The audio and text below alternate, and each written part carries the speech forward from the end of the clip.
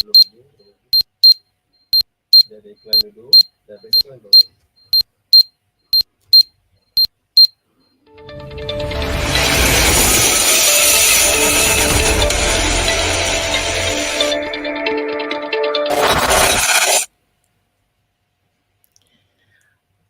Assalamualaikum and hello everyone.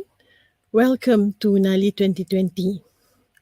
It is an event meant for educators and researchers to display their excellent work in teaching and learning. To celebrate NALI 2020, we do offer plenty of activities and sessions, such as keynotes, plenary, forums, all is conducted through online platforms. Ladies and gentlemen, for today's plenary session, we have with us today our invited guest speaker, Dr. Ihsan Ismail from STEM Education Center, Ministry of Education. Welcome, sir, to the program. Thank you, Dr. Dr. Ihsan will deliver a plenary speech entitled Recalibrating STEM Education for Malaysia. Ladies and gentlemen, before we start this session, I would like to read the biography of our honored speaker. Dr. Ihsan Ismail obtained his PhD on Data and Development Analysis from the University of Warwick, United Kingdom. He also received his master's degree in Mathematics Education from University Kebangsaan Malaysia. Currently, he held the position as the Senior Principal of Assistant Director for National STEM Center, Educational Planning and Research Division in the Ministry of Education, Malaysia. Ladies and gentlemen, without further delay, I would like to invite upon Dr. Ihsan Ismail to deliver his speech. The floor is yours, sir. Bismillahirrahmanirrahim. Assalamualaikum warahmatullahi wabarakatuh. Thank you very much, Dr. Siti, our moderator for today. And thank you, UTM, for inviting me to be one of the plenary speaker. So I would like to share my screen now. Okay, so the title of my presentation is Recalibrating STEM Education for Malaysia. This is actually a very interesting topic. And of course, all of us, teachers, parents, we have to do something. We have to relook at the way we look at our STEM education, and we have to ensure that our kids, they are being prepared for their own survival in the future. So that's why we have to recalibrate the STEM education. We have to relook at the way we look at this subject and the way we expose our kids to this subject. So first of all, let us look at the general scenario. Why we need STEM education. I'm sure all of you are familiar with the term Fourth Industrial Revolution, or IR 4.0. So now we are in an era of Fourth Industrial Revolution, where in this era, there are a lot of new and emerging technologies. And because of these new technologies, the world economic landscape has landscape is different compared to previously. So this is due to Internet of Things, for example. We have artificial intelligence, we have big data, a lot of other new and emerging technologies, and it contributes to the changes in the world economic landscape. And due to that, the jobs that will appear, that will exist in the future, also going to be different from what we maybe are saying at the moment. So it changes the jobs landscape, and due to the new jobs landscape, we need to prepare our kids for the new skills. So this skills outlook, what we must prepare or equip our students with, are totally different from maybe when we were students many years ago. That's why we have to look at this STEM education, because there is the need for STEM education, especially for our kids. And we must bear in mind that every child can be engineer, they can be scientist, they can be technology leader, because they are our future creators, inventors, and innovators. Even though we are not saying that we want all of them to become engineers, scientists, or technologists, but we have to prepare our kids to be able to do or to have skills to do this kind of job. Yeah. And I'm sure not all will become engineers, scientists, or technologists, but at least they are being prepared to think like one. Yeah. So let us look at the job landscape produced by World Economic Forum. Just recently, yeah, in October, about less than a month, about over a month ago, this was presented in World Economic Forum 2020. So WEF listed 20 jobs with increasing demand, and this especially the top three. Yeah, this has been presented to us for the past 5 years actually. Yeah, but it seems that the first one, the number one top job is data analyst and scientist, and it's going to be at the top, I think, for many more years to come. Yeah? So we need data analysts and scientists. Why we need so many data analysts and scientists? In this world today, we have a lot of data because of big data, because we have artificial intelligence, because we have Internet of Things. So we can easily get a lot of data. That's why we need somebody who are very capable of analyzing this data. And from that data, from the data that big data that we analyze, we can get a lot of knowledge, a lot of information that will that will improve our life. Yeah. So that's why number one is data analyst and scientist. And in order to become a data analyst and scientist, what are the skills that must be inculcated, that our kids must have in order for them to be able to do this kind of job? Yeah. Let us look at that one. After this slide, I'm going to show you the skills, but let us look at the number two in terms of the top 20 jobs. Yeah? Number two is AI, or artificial intelligence and machine learning specialist. So nowadays we cannot avoid to live together with machine, artificial intelligence, robot, because maybe 30, 40 years ago, a lot of things need to be done manually, but now most of everything can be automated. When we automate things, meaning the machine are doing the thing for us, especially those jobs that are routine, that can be done without even thinking. Okay, automation. But automation was already in place, I think maybe 20 years ago, especially in industry.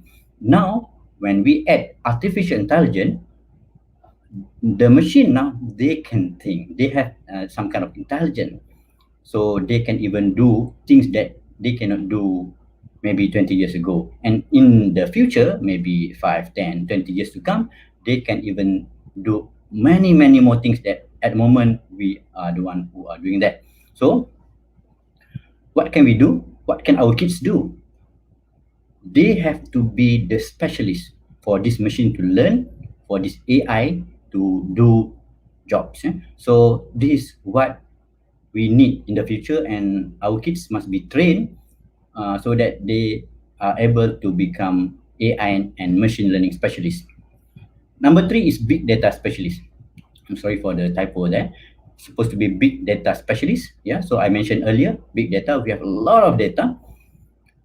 So we need specialists to manage the data, to get more data, to maybe get as much data as possible within a very short period of time, and so on. Yeah? Number four, digital marketing and strategy specialist. Number five, process automation specialist. Number six, business development professionals. And then we have information security specialists, software and application developers, IoT specialists. And then we have project managers, business services and administration managers, database professionals. Number 14 is quite interesting, robotic engineers. Nowadays, I'm sure many schools all over Malaysia, we do a lot of robotic program. One day, our kids, they can become robotic engineers. Yeah? We also need strategic advisors, management and organization specialists, fintech specialists or engineers, mechanic and machinery repairers, organizational development specialists, and risk management specialists. So these are the top 20 jobs with increasing demand listed by World Economic Forum. And when we see at this list, you can see that most of the jobs need our kids to be able to think analytically, creatively, and innovatively. So that are going to be the most important skills that we must ensure that our kid can have them. Yeah.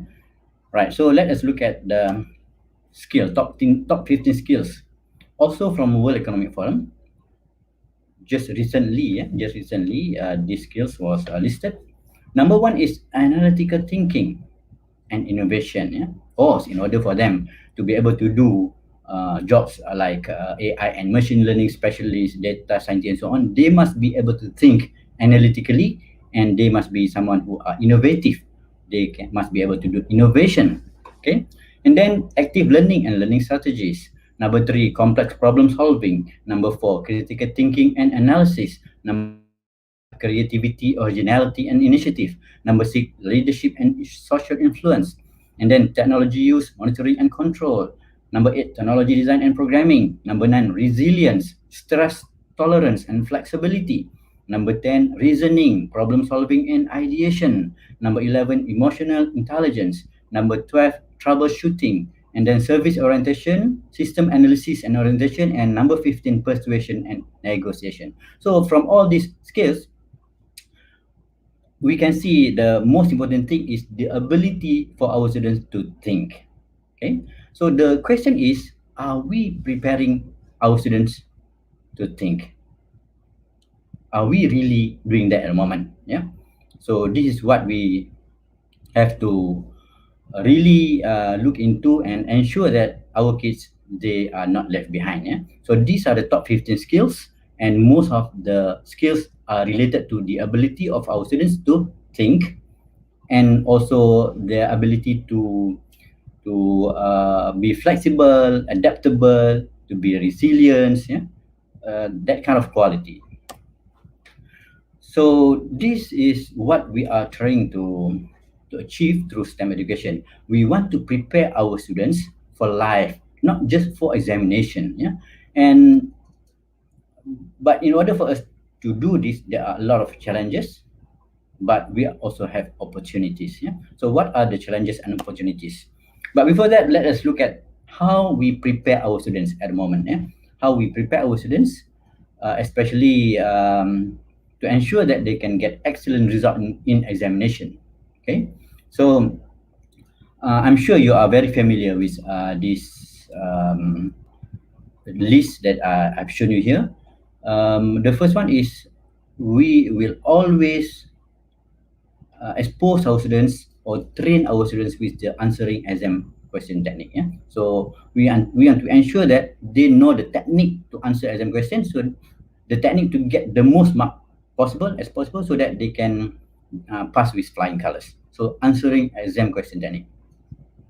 And then we do drilling. We drill our students with a lot of examination questions, so that when the time comes, they are able to answer easily, because they have already done that kind of question many times. So we drill them.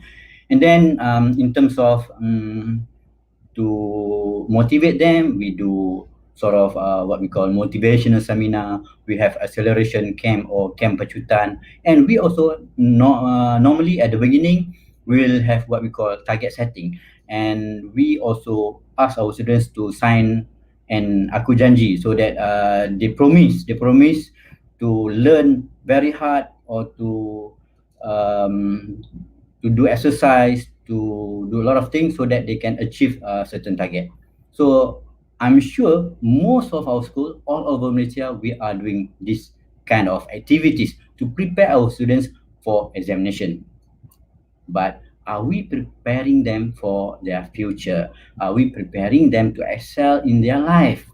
Especially with the kind of skills that I have shown earlier, that come from World Economic Forum, especially number one, the ability or the skills to think analytically.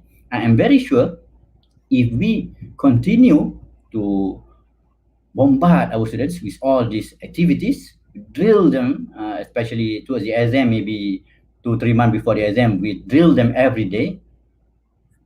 I'm pretty sure that they won't be able to think analytically because they are being spoon-fed to answer exam question.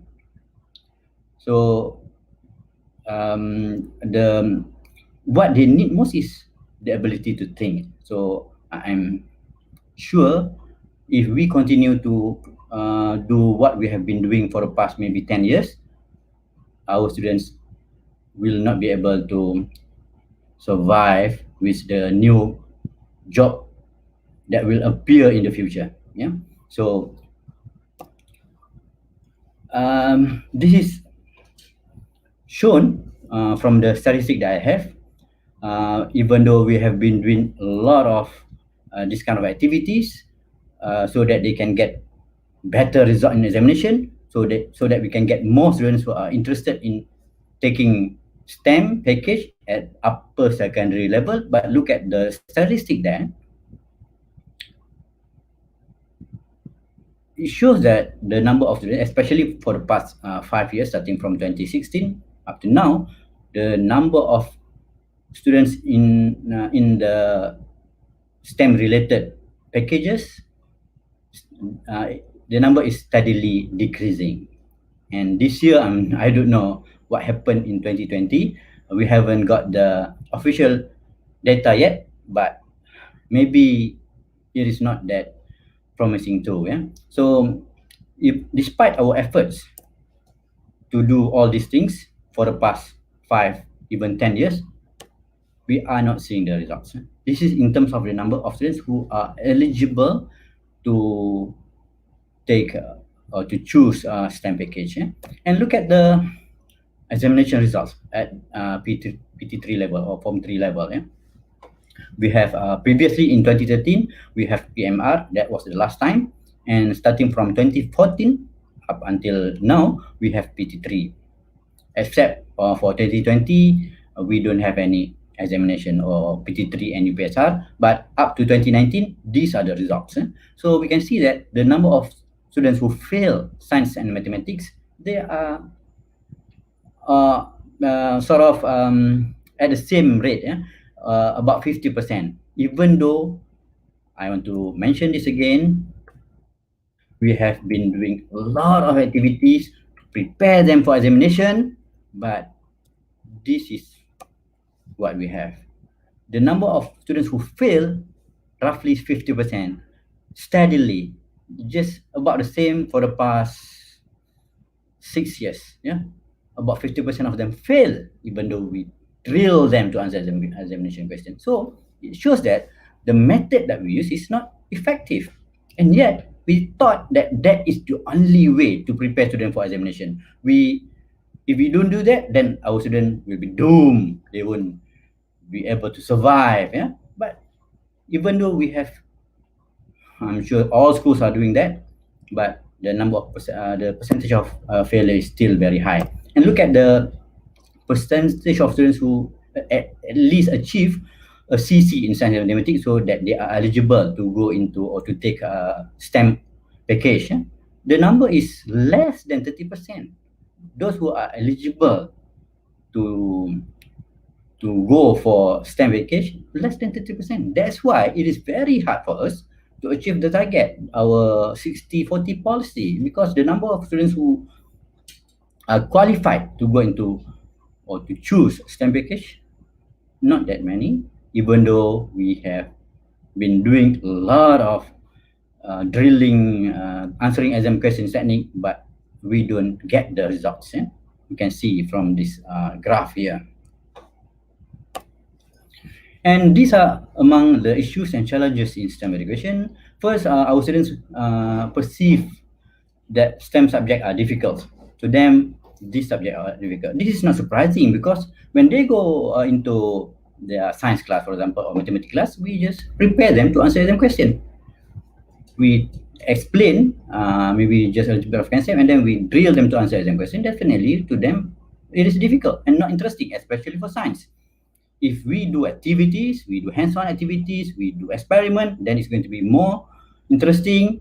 Maybe it's still difficult, but at least they will start to enjoy the class. And then secondly, not related to daily life. So when they learn mathematics, when they learn science, to them, why they have to learn all these things? They are not going to use them in the daily life.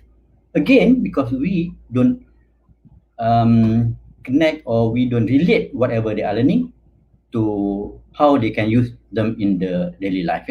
So that's why to our students, the STEM, science, mathematics, they are not interested, not important, because not related to daily life.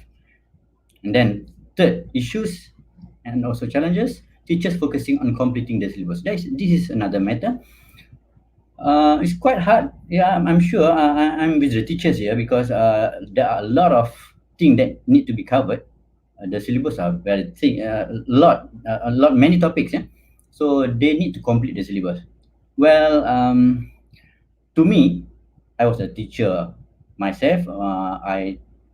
When I teach mathematics many years ago, I also having the same problem. But to me, the mission is not just to complete the syllabus by all means, meaning we just focus to complete the syllabus without ensuring that our students understand. Then to me, that is just a waste of time and energy. So maybe teachers need to relook at the way to ensure that our students, they really enjoy and they can understand, instead of just ensuring that we complete the syllabus, even though our students, they might not be able to understand whatever we teach them.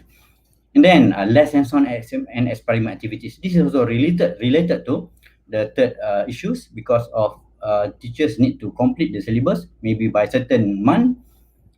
They are not able to do activities, hands-on activities, experiments, because they don't have enough time. And this lead to the students perceive that these subjects are difficult and boring and not related to daily life. So they are related to each other.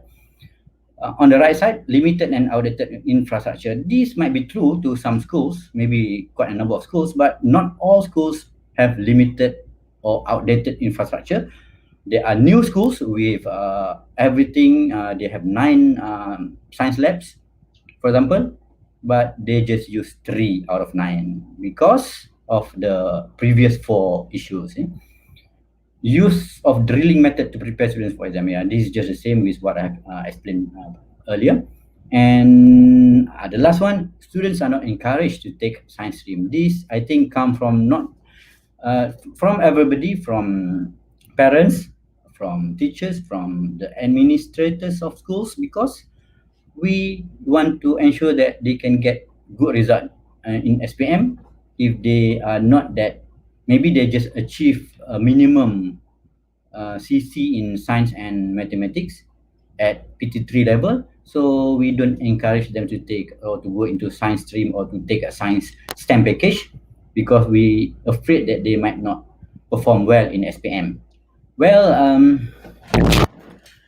actually, when many of us, I myself, for example, in Form 4, Form 5, more than 30 years ago, the performance of students in science stream at that time normally is not as good as those in art stream, but with maybe just grade 3 at SPM, these science students, they still have the opportunity to further their studies by at do ITM, for example, to do their diploma. Now it is still the same. Maybe the result for science students, they are not that good, but their chances to further the studies is bigger. So that's why for this issue and challenges, students are not encouraged to take science stream. We have to change the way we think of how here actually we sort of want them to get good result in examination so that they can easier for them to further their studies, but we have to change the way we think, because good result alone are not enough. students also must go into STEM so that the chances, the opportunities to further the studies is bigger. Yeah? So these are among the issues and challenges with STEM education. Okay, so back to this one. This is the way we prepare our students now, but we are not seeing the results. Just the same for the past 6-7 years, and these are the issues and challenges. Now we have to. This is what is meant by the title of this presentation: recalibrate STEM education. So we need to ensure that our students get these skills. These are actually 21st century skills, especially we have the communication, collaboration, critical thinking, problem solving, and also curiosity and imagination that lead to creativity. And apart from that, we also here they gave another three skills: initiative and entrepreneurship, agility and adaptability, and also accessing and analyzing information. So these are the skills that our students need. This is in line with the top 15 skills that I have shown earlier, where most of the skills are related to how our students can think, how they can solve problem, how they can collaborate, communicate, and so on. So these are the skills that we must impart. We must ensure that our students can get, not just prepare them to answer exam questions. Yeah? So we are in this new era of learning where students nowadays, they have different mindset, they have different outlook, yeah? Different set of interests and skills, different way of thinking and reacting. So teachers also need to evolve and change the way they teach to meet students' learning styles and needs. Yeah? And in the end, we want our students to be able to solve problems, to think critically, to be creative, to be able to collaborate, communicate, and to be able to survive in this 21st century. Yeah? So this is what we are trying to achieve through STEM education. STEM education is a curriculum based on the idea of educating students in 4 specific disciplines: science, technology, engineering, and mathematics, in an interdisciplinary and applied approach. Rather than teach the 4 disciplines as separate and discrete subjects, STEM integrates them into a cohesive learning paradigm based on real-world applications. Yeah? So we don't want this subject to be taught individually, but we want them to be interdisciplinary. Maybe at the beginning we have to give all the concept individually, but then we want them to be able to apply all those concepts interdisciplinary. Yeah, and then apply their knowledge, whatever they have got from those subjects, to solve real world problems. Yeah? So at the Ministry of Education Malaysia, we have this STEM education initiative where the three main objective of this initiative is: first, to stimulate students' interest in STEM; second, to sharpen teachers' skills and competency, especially the ability to teach and facilitate STEM subject and activities. Yeah? Previously, we have science teachers, we have mathematics teachers, physics, chemistry, biology, but now we want them, not just this science and mathematics, also language teachers, also other teachers, to come together and facilitate STEM learning and activities. Yeah? And then thirdly, we want to build public and also students' awareness and understanding of STEM. Yeah. So why this is important? This is important because when we emphasize on STEM education, starting from the preschool up to upper secondary, we will increase our students' passion and interest in STEM. This is actually fun, interesting, and motivating for or to children because they are hands-on. We want them to do hands-on activities. We want to instill analytical thinking skills, and most importantly, we want to prepare students for future job or 21st century workplace. And this future job, they are actually rewarding, rewarding career. And how can we get our kids or our students to be interested in STEM? First, we have to encourage curiosity. Instead of just spoon feed them with knowledge, with how to answer exam question, we must encourage curiosity.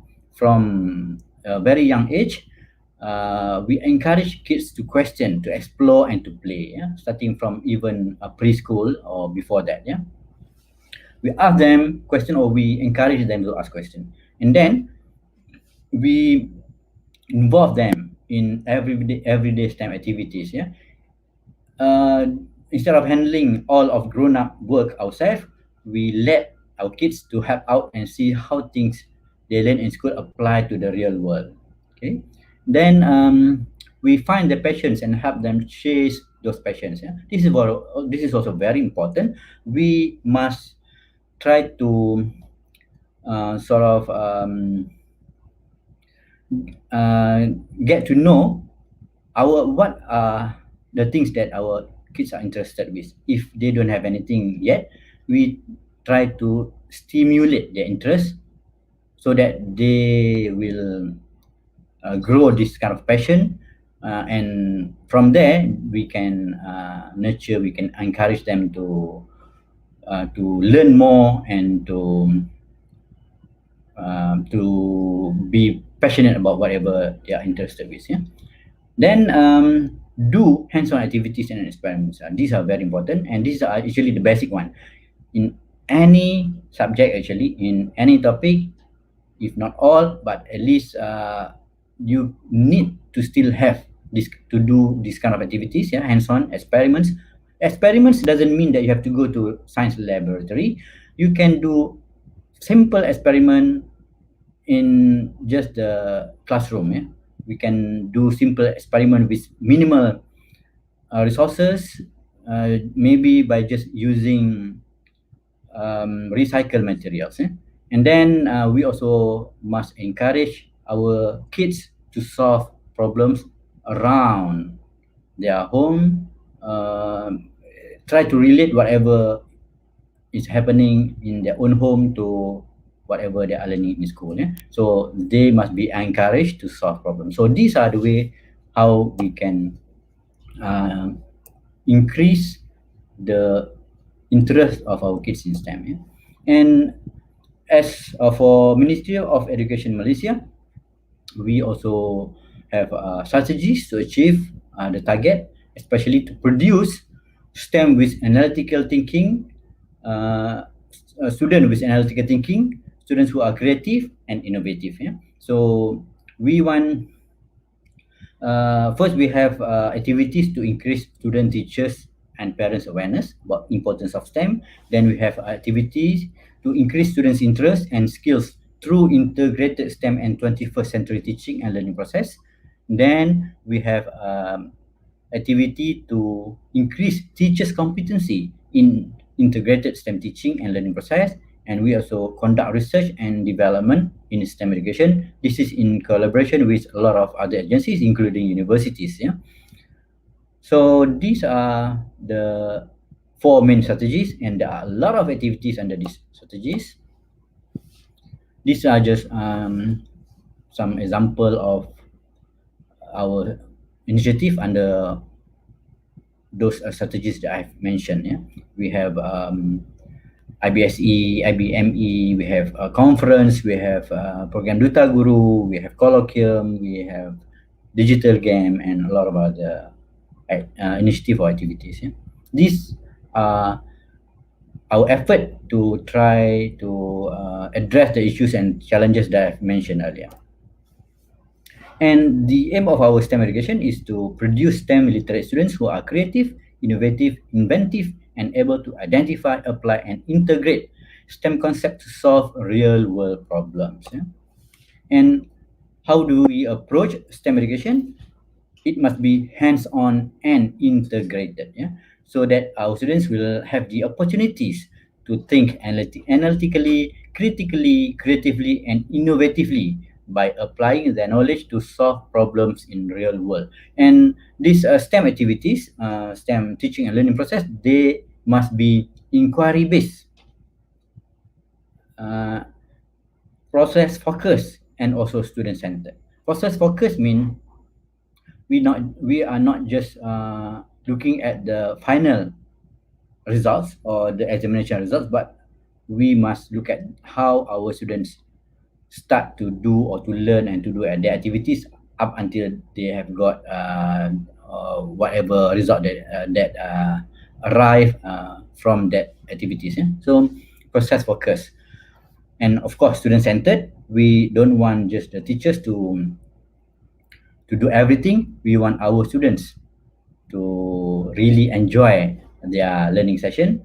I'm sure this is not easy, especially when we are thinking about the examination. Maybe we are thinking that they are not yet ready for the examination. So we will always try to give everything to them. But we have to change this. We have to change the way we look at this. Actually, when this is student-centered, I'm sure they will be more interested to learn. They will learn more and better, and in the end, they will achieve excellent result in examination. Yeah? So we cannot assume that we are the one who knows everything. We are the one who we are the only one who can ensure that our kids can get good result in examination. We have to give them the opportunity to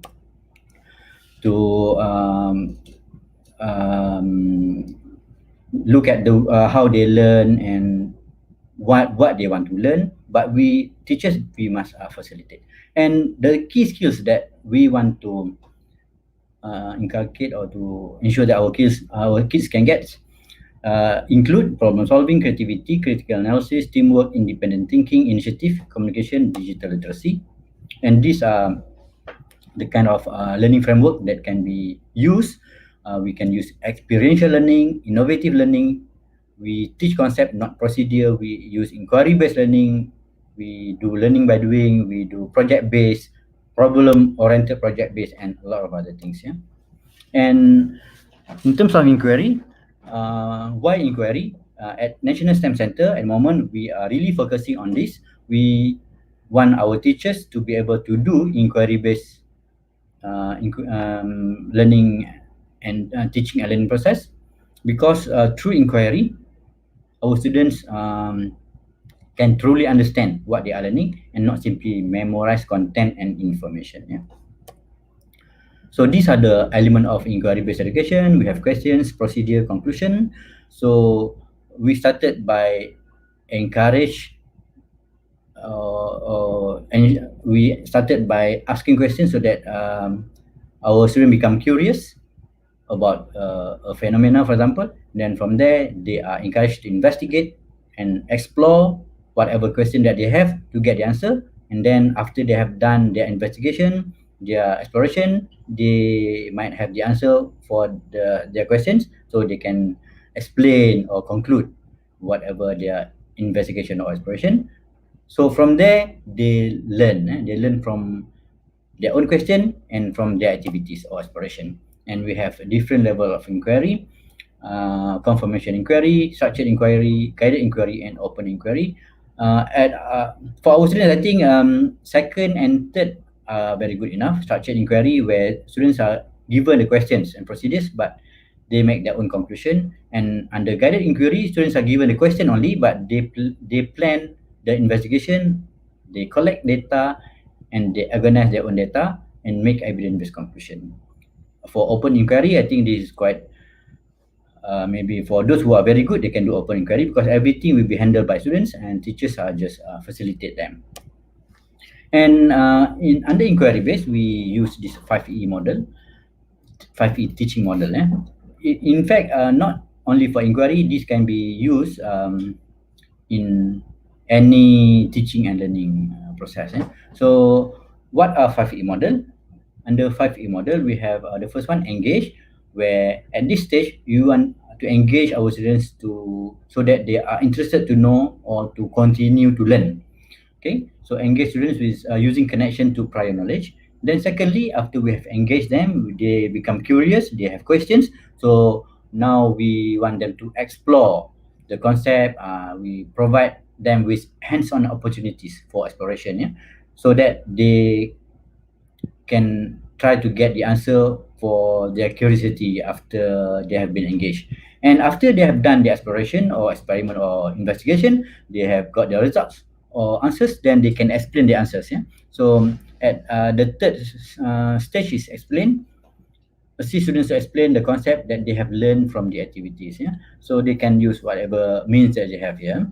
And the first three are actually already inquiry based. Yeah, because it complete it already use all these three element questions. The first E procedure, second E, and conclusion is the third E.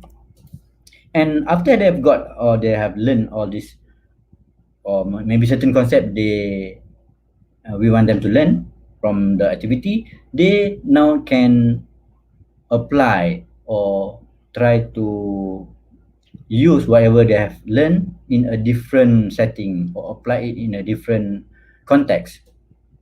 Okay, so this is what is meant by elaborate, where they extend their understanding of the concept that they have learned from the first three E. So this is the fourth E, elaborate. Yeah. So we can also use project-based learning under this elaborate stage or level of 5E model, where under project-based learning, they already understand certain concept, so they want to explore further by doing project. And in the fifth E, evaluate our students. We can evaluate them through formative and also summative. Yeah? Most hopefully we use most of the time formative assessment, because formative is done, we can do this throughout the lesson, but summative normally after we have completed everything, so we just want to sum up the learning. But formative is very important because our students might be doing something not correct, so we can correct them while they are doing it. Ladies and gentlemen, this is my last slide. I was given 40 minutes, so I think, yeah, just now already 42 minutes. So I just want to conclude my presentation with a quote from William Butler Yeats, an Irish poet. Education is not the filling of a pail, but the lighting of a fire. Thank you, Dr. Siti. Back to you. Okay. Thank you, Dr. Ihsan, for the wonderful speech. I believe that lots of the viewers has very interesting questions for you. So, ladies and gentlemen, let us move to the question and answer session. Let me see what type of questions that our viewers has posted here. Okay, this is interesting. Let me click this first. Okay. From Mr. Eddie Azhar, the question is it the education curriculum in Malaysia on the right track in making STEM education success? What do you think, sir? Yeah, to me, in terms of curriculum, personally, to me, we have no problem with the curriculum. Okay. What we need to do now is to do activities that can integrate different subjects. So in an interdisciplinary way, yeah, instead of just doing it in silo, maths with maths, physics, chemistry, biology, individually. But now we want them to be used Integrated. disciplinary. So to me, in terms of curriculum, we don't. To me personally, we don't have any problem. But the more important thing for us is to ensure that our kids can really get whatever we want them to get from the curriculum that we have provided. So we are trying to look into a more holistic way of integrating everything together, sir. Right? That's what trying the current thing that our Ministry of Education is trying to do. Thank you, Doctor. Okay, let us move to the next question. Okay, I think this one. Okay, from Mr. Hang on. This one. From Mr. Sanjay Pradeep Sanghani, the question is something like this. Do you think that PB is costly, I think? since lots of coursework, the student must do lots of coursework if they want to conduct the PB learning. What do you think, sir? Project based, you mean? Problem-based learning, I think. Yeah. Problem based or project based, yeah. So Mm. whether it is costly or not. Mm-mm. Oh, I okay. think Mr. Sanjay think is quite expensive. What do you think? Okay, okay. Uh, Actually, that project or problem-based learning, it does not necessarily involve very high cost. It can be anything. It can be even totally free, as long as they are doing something. They can come up with a project to solve hmm. problem. Does not necessarily need to print by using expensive papers, printers, ink, and so on. But Mm-mm. we have to, and just to ensure that our students can Mhm. use or apply Be more whatever they have creative. learned to Yes. solve a problem through a project. Okay.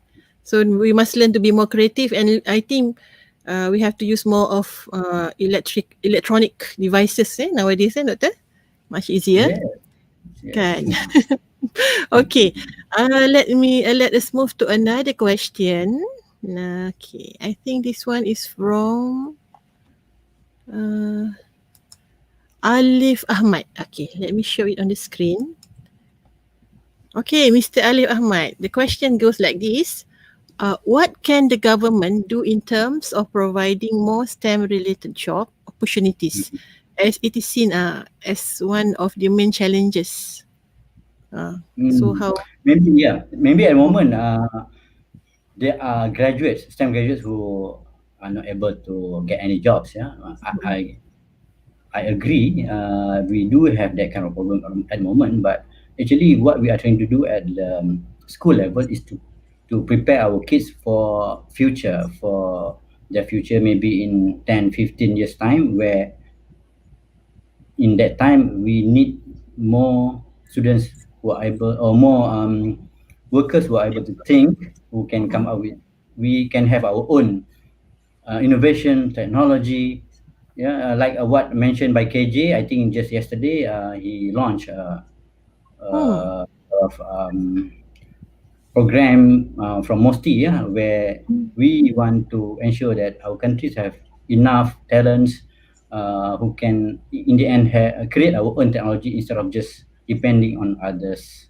Yeah, so we are looking at long term now, not right at the moment. Yeah, we are looking at long term. If we don't do something now, we might lose out, especially mm. our kids. They might lose out to workers from Bangladesh, for example, who are more technology savvy than us. Capable. Yes, yeah, I think so. So I believe that currently our government and Ministry of Education, we are doing our best to support this initiative, to make sure that more STEM related job will be created in the future. Thank you, sir. Let me go to another question. I think, okay, let me show this one. Okay, from Mr. Rizwan Shah Irwan, how do we get ready for assessment in STEM education? What do you think, Mm, sir? Hmm. the first one, yeah, this is very interesting because especially when we are having or facing this pandemic COVID-19, we are in Hmm. this Yes. situation. Suddenly we cannot do a normal public examination. For example, at the second first at primary level we have UPSR, and then we have PT3 before SPM, right? So Hmm. now, especially at the primary level and also lower secondary level, we need to do classroom assessment lah, PBD, Yes. yeah, classroom Hmm. belajar. So our teachers need to be more able. Courage, Yeah, innovative. yeah. I'm sure we are doing this now. The teachers are doing this at the moment, Yes. and what more important is for them to be really sure, to be really convinced with the performance of the students that they assess. So meaning Very whatever, true. yeah, whatever maybe the Challenge. parents challenge, whatever challenge that they have, maybe the parents Yeah. challenge them, saying that their kids should get better mark or whatever, yeah, different kind of assessment, but they must be very sure that that is the performance or the ability of their students. So in this case, I think our teachers can do that. Yeah. So this is we cannot prepare anymore, but we have to start doing it. Yes. We But I don't think have we the are time doing to study for it. in positive way that most of us, that the educators, especially with the support and guidance from the Ministry of Education, I think that Mhm. we can go through this challenge of Yes, of course. COVID-19. Of course. Yeah. I'm very sure. Okay. Yeah, Let's before that, another before that, question. doctor, Yes. Mm-mm. let me just add one thing. So Mm-mm. I am quite concerned with the Mm. number of students who are going to choose STEM package in Oh Form yeah. 4 next year. Since Mm-mm. we don't have 53, so It's true. uh, I encourage our Form 3 students or even Form Mm-hmm. 1, 2, and 3 students Mm-hmm. to really assess the students and really um, say that these students they are pure science students. These they can Okay. and they can take or they can choose or they can opt for STEM package, something like that, and they must back their assessment with data and whatever point that they have. Yeah, so we cannot force the students to take examination just to uh, as To a make way to to check. stream them, to put them to Yeah. streaming, right? Mm-mm. Yes, yes. So please, no examination, but just assess them Mm. individually by using classroom-based assessment. Oh, related to that answer, how can what is the best thing that the teacher can do to help this, since PT3 is not, they cannot conduct the exam, right? So what do you think is the best thing to do? Is there any other strategies or Yeah. techniques on doing so?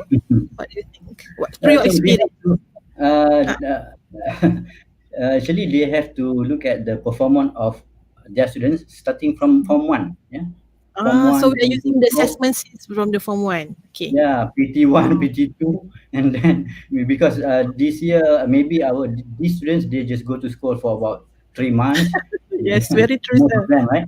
So Mm-mm. they must refer to this student performance in Form 1 and Form 2, or even when they were in Year 6. So Mm-mm. from this, True. uh, yeah, this classroom-based assessment together with maybe their um, psychometric test. Yes, Also, psychometric test. yeah, psychometric, and also the student themselves. We Mm. must, yeah, we must sort of encourage them to go into this, especially STEM package. Maybe we can do maybe a small, small test on their interest before they start embarking on this form four So for the next actually, year. we can get that from the psychometric test. They Ah, already that will be so enough for to that will be determine enough. the streaming. Okay. Yes, Okay. yes. Sir. Thank you. Okay, I think there's another one here from Miss Armiza Aris. Her question is it because the different generation? This is very interesting. Causes students nowadays to dislike STEM subjects. What do you think? Hmm. Um, Millennial, the Yeah, X and Y. I think there is some kind of truth in that statement, but Mm, not entirely because of different generation. When we were in schools many years ago, we don't have this internet. We don't have mm, Facebook, IG, Twitter, and so on. So we just focus on our study, and when we are asked to do science, then we go and do science. But our students now, they have seen a lot of other opportunities. They mm. can become a YouTuber. They can become even a gamer, yeah, e-gamer, for example. So Bloggers. yeah, So due those. to that, to them, it is not important to learn this science and mathematics, especially I because they see. can earn a lot of money by doing Mhm. other things. Yeah?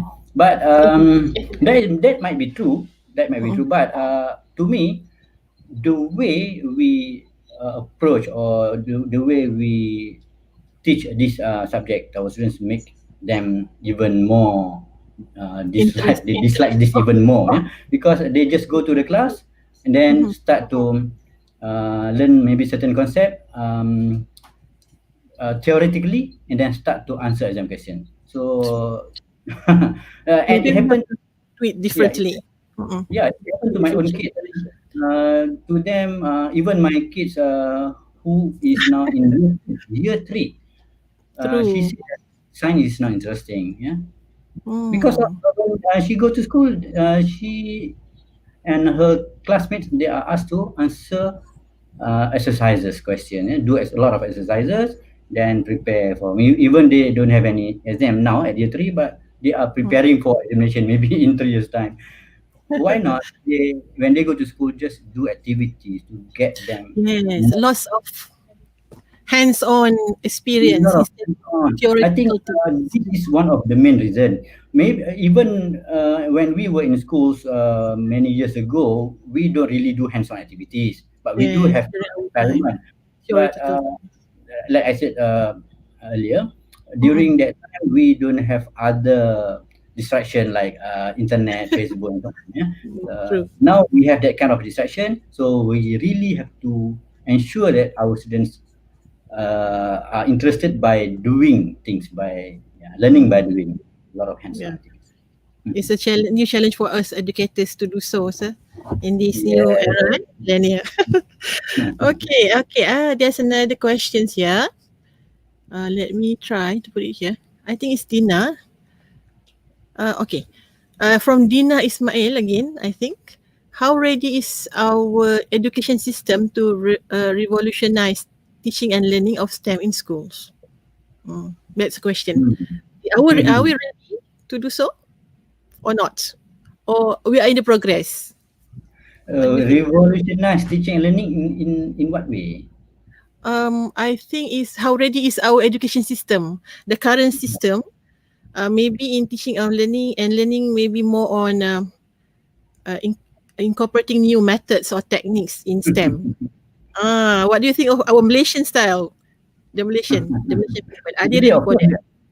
of course, we are ready. Of course, we are Oh, ready. We already train thousands of teachers true. in using inquiry-based education, inquiry-based science education, for example, inquiry-based mathematics education. That is a different way of teaching and learning, especially Uh-huh. STEM. That is related to STEM, but it does not. We don't see any immediate impact at the moment. Uh, that will Yeah, take some time for the that thing will to sometimes it into will take some effect. time, because we have I think around 70,000 to 80,000 STEM Mm-mm, teachers, but mm-mm, we only manage at the moment to train around slightly over 1,000 teachers. mm-mm. So of Uh, course, yeah, we need more time. through your experience and your vast experience, for the things to take into to become effective, the period of time, how long will that take? About 3 years, maybe 5 years? What do you think, sir? Usually this I don't have a correct answer just for that. They, what is your yeah, opinion, this, but personal opinion? I think about 5 years, 5 years, so Inshallah, that 5 years. we can reach to more teachers and students and communities. Yeah. 5 years, but even in 5 years, if something more important we cannot change, that is the focus to just Mm, ensure our kids can get excellent result in examination by drilling them to answer exam question. Then even in 10, 20 years, we cannot achieve anything. I see. So it takes longer than 5 years for that to be We can into. achieve that in a shorter Ah, period, but ah, not just that. We have to change the way we look at education, the way mhm, we look at the success of education the among our success. kids. Yeah, because at the moment I can say that the only criteria for certain maybe schools, maybe even parents, yeah, success for them is their kids can get as many A's as Mm, possible. So in order to get that, they will drill their kids, send to tuition and so on to ensure that they can get straight A's. But to mm, me, we can change that a little bit. If we can consider success as the criteria of success is the ability of our students to think, to be able to solve problem, to be more innovative and creative, then only we can have different. Success in the- I believe that parents also must learn, must join. How STEM to be taught. They must go to Yes. special classes to get understanding about STEM itself. Sir. Okay. Last but not least, I have one question. What do you think about this? Is just what do you think about it? Your opinion. There is a movement from STEM to STEAM education, Okay. plus the arts inside the STEAM education. So, what do you think about this? This move, sir. This Okay, proposal. actually, STEM is the fundamental. Art A or art is already in there, embedded in STEM. But it's not wrong for us to put A to become STEAM. It's not wrong. We can even put art to become STEAM. But the Interesting. fundamental is STEM. So R stands for what, sir? Just now? the fundamental is STEM. STEM is the fundamental. Because A normally in STEM, yeah, you're already embedded because mostly A is referring to creativity. Yeah. True. In STEM, creativity in STEM. So it's already in there. But it's not a problem to add A. To me, they are just the same. STEAM or STEM. So because actually it's already embedded in that. Yes. Already lah. Okay, let me go through last look at the questions. Okay, I believe that's all for today. So everyone is very happy with this session. Okay, ladies and gentlemen, thank you, Dr. Ihsan, for the wonderful sharing. Thank you for the participant for the questions. We are now approaching the end of our session. Again, from the NALI team, we would like to thank our speaker, Dr. Ihsan Ismail, from National STEM Center Educational Planning and Research Division in the Ministry of Education Malaysia for the session. Finally, we do hope that everyone here really benefits from the activities, and everyone here is motivated to continue renewing our commitment to teaching and learning in particular and education in general. With that, thank you and hope to see you again very soon or by next year. Bye. Assalamualaikum warahmatullahi wabarakatuh. And thank you again, Dr. Ihsan Ismail, for the wonderful speech. Bye-bye. Most welcome. Assalamualaikum. Bye. Bye.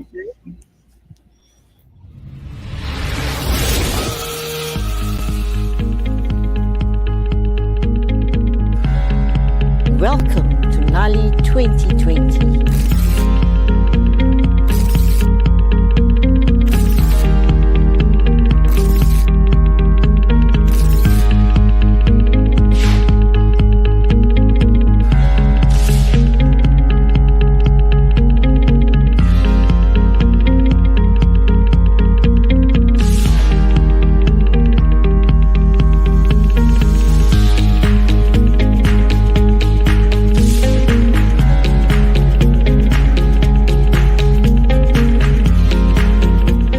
NALI 2020. NALI 2020. NALI 2020 Cenggini. NALI 2020. NALI 2020.